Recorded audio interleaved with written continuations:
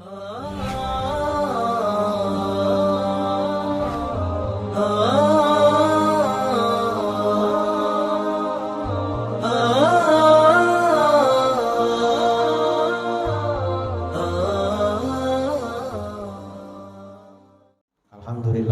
bersyukur kepada Allah Subhanahu wa Ta'ala.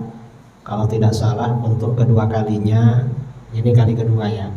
Kedua kalinya saya bersilaturahmi mengisi kajian subuh di Masjid At-Thayyibah. Tajuk kajian pada pagi kali ini adalah seputar istiqomah, konsisten mengikuti Ahlus Sunnah wal Jamaah dan tetap berpegangan pada budaya dan tradisi Islami. Nah, ini mengapa ada hubungannya Ahlus Sunnah wal Jamaah dengan tradisi. Jadi begini, sejarah masuknya Islam ke Indonesia itu pendekatannya lebih pada pendekatan budaya dan tradisi. Kata seorang ulama dari Syria, Syekh Nuruddin Aitir, kira-kira wafat 1 tahun atau 2 tahun yang lalu. Di dunia ini masuknya negara-negara di dalam Islam itu melalui 2 proses. Ada yang prosesnya melalui futuhat, melalui penaklukan-penaklukan. Artinya apa? Pemerintahan Islam mengirimkan tentara lalu memerangi negara yang dituju, setelah dikalahkan, dikuasai dan diislamkan. Itu proses yang pertama. Yang kedua, ada negara-negara yang diislamkan tidak melalui peperangan, tetapi apa? Murni melalui dakwah. Nah, negara-negara yang Islamnya murni melalui dakwah, tidak melalui peperangan, diantaranya negara mana? Diantaranya adalah negara Indonesia, yang sekarang kita kenal Indonesia. Kalau dulu mungkin sebelum pecah menjadi kerajaan-kerajaan disebut dengan Kerajaan Melayu Raya. Jadi kekuasaan rumpun Melayu, di mana pra menyebarnya Islam di Indonesia, penguasa terakhir itu yang menguasai Melayu Raya adalah Kerajaan Majapahit di Jawa. Nah, Islam di Indonesia ini prosesnya melalui apa? Pendekatan budaya. Para ulama yang datang ke Nusantara ini dulu berdagang, berdakwah. Sebenarnya bukan berdagang, kalau kita perhatikan mereka berdakwah cuma kemana-mana sambil berdagang. Karena kalau cuma berdagang, sibuk mengumpulkan uang, gak sempat berdakwah itu. Jadi mereka memang berdagang untuk berdakwah, kira-kira begitu. Nah, para ulama di dalam proses dakwahnya, salah satu pendekatannya adalah pendekatan budaya dan tradisi. Negeri kita ini dulu sebelum diislamkan, mayoritas penduduknya itu menganut ajaran Hindu. Sebagian ada yang beragama Buddha, tapi yang paling banyak Hindu.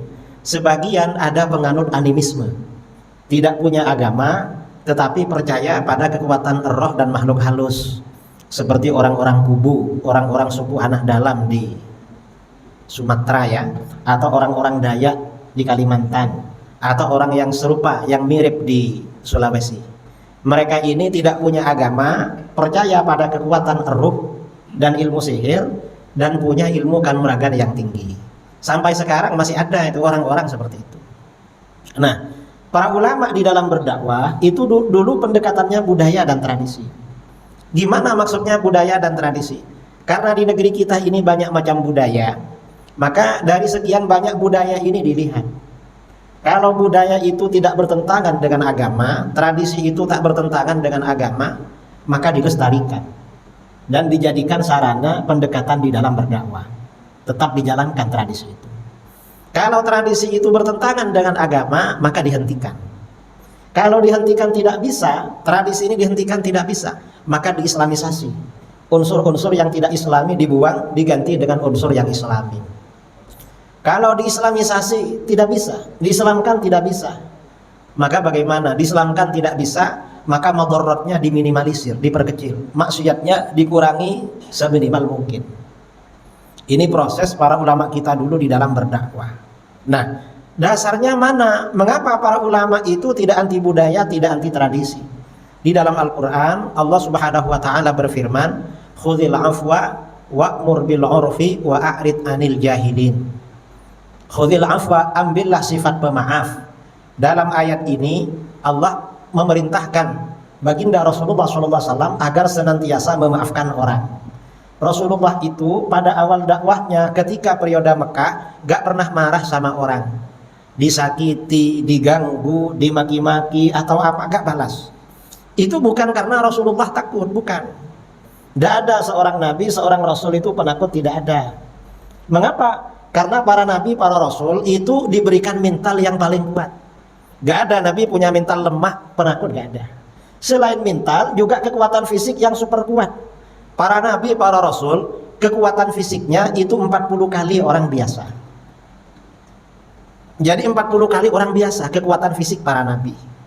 Cuman karena di dalam Al-Quran Rasulullah SAW diperintahkan selalu memaafkan, Rasulullah selalu pemaaf. Kemudian selain memaafkan, wa'mur bil urfi, suruhlah orang mengikuti uruf. Uruf itu artinya apa? Uruf itu artinya tradisi yang baik. Jadi kata para ulama ya di dalam kitab-kitab kuning menerangkan wal muradu bil urfi ma ya'rifuhun nas wa yata'arafunahu fi ma bainahum. Yang dimaksudkan dengan uruf dalam ayat ini adalah apa-apa yang dikenal oleh masyarakat dan mereka jadikan budaya tradisi di antara mereka. Artinya apa? Karena Rasulullah SAW diperintahkan agar menyuruh umatnya mengikuti budaya dan tradisi, maka otomatis Rasulullah berdakwah itu pendekatannya juga tradisi. Kalau saudara kuliah di Al-Azhar di Mesir atau belajar di pondok-pondok yang kitabnya sangat mendalam seperti di Aceh atau di Jawa, karena di Indonesia ini pondok-pondok pesantren yang kajian kitabnya mendalam itu Aceh dan Jawa. Kalau selain Aceh dan Jawa itu standarnya di bawahnya. Aceh dan Jawa ini mirip-mirip dengan di Mekah, di Madinah, di Syria itu mirip-mirip.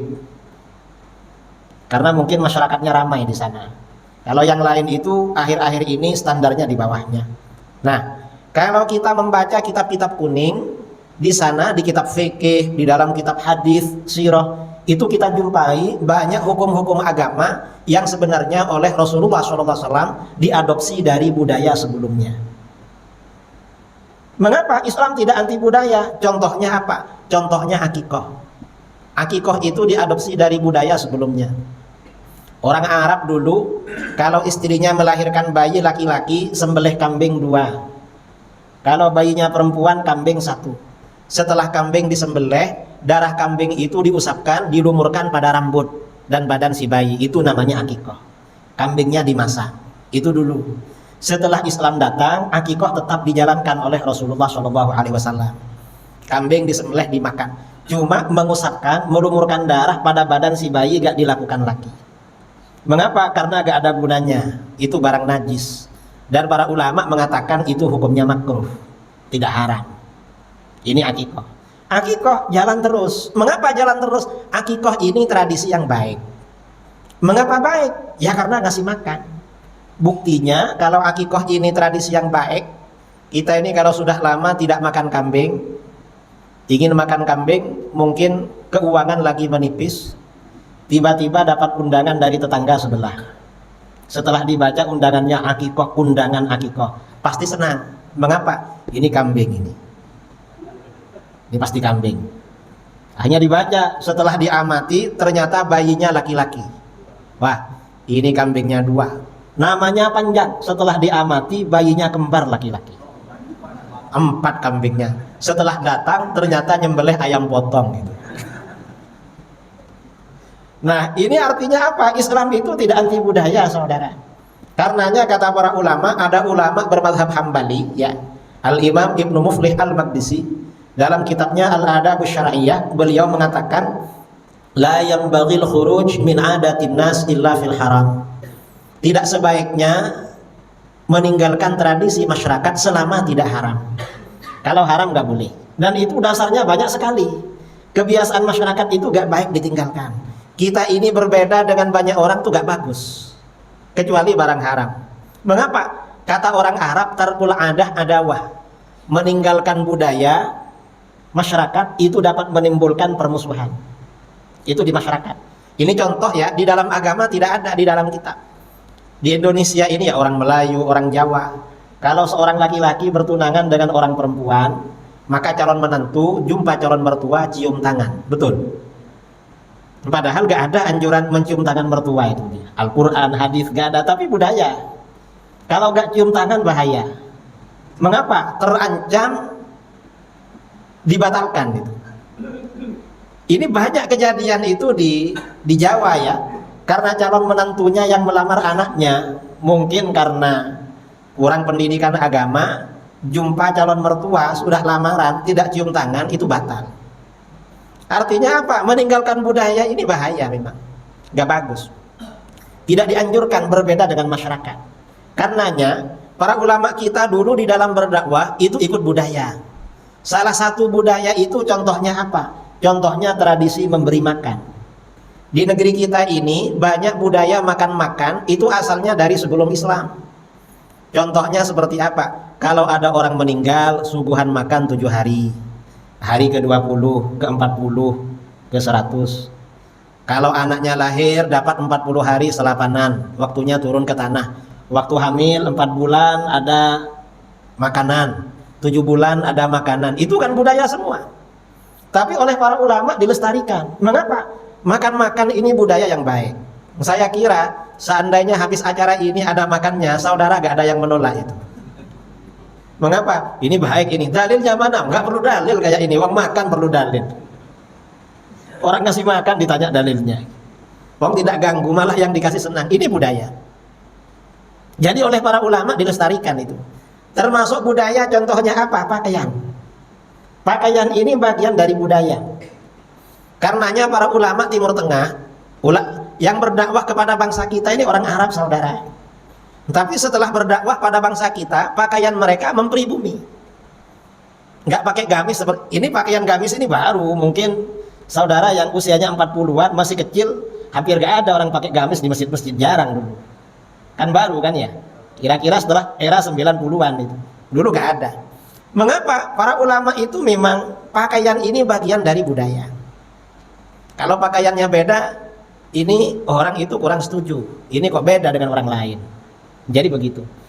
Ini menyebarnya pakaian gamis ini di negeri kita ini setelah ramai jamaah tabligh. Kemudian juga, dan gamisnya banyak gamis India itu, bukan dari Arab. Kemudian juga lalu banyak yang belajar di Yaman. Kalau yang di Mesir dulu malah pakai celana itu. Alumni Mesir kan suka pakai celana, karena orang Mesir dah pakai celana sekarang. Jarang yang pakai gamis itu, jarang, kecuali waktu sholat. Kalau sehari-hari ke Mesir nggak ada bedanya dengan di Eropa atau di mana. Ya ada memang yang pakai gamis, tapi jarang. Pakaian gamis ini belakangan. Nah, ini artinya apa? Islam itu tidak anti budaya.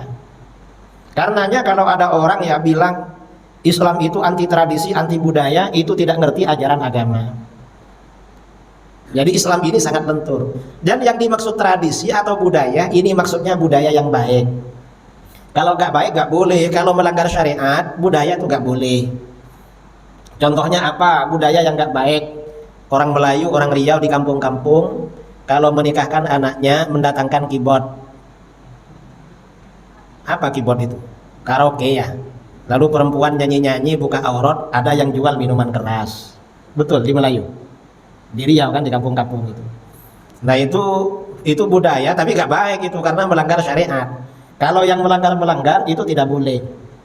Itu yang harus diperangi. Kalau budaya-budaya yang Islami seperti budaya memberi makan itu tetap diterima. Itu budaya. Nah di negeri kita ini budaya keagamaan ada yang memang asalnya dari budaya tempatan, memang budaya Indonesia, dan itu gak apa-apa karena Islam tidak anti budaya. Ada yang sebenarnya bukan budaya, memang itu ajaran agama. Contoh seperti zikir habis sholat dengan suara nyaring kayak tadi. Ini bukan budaya Melayu ini. Memang dari Arab dulu-dulu begitu. Yang beda ini Arab sekarang.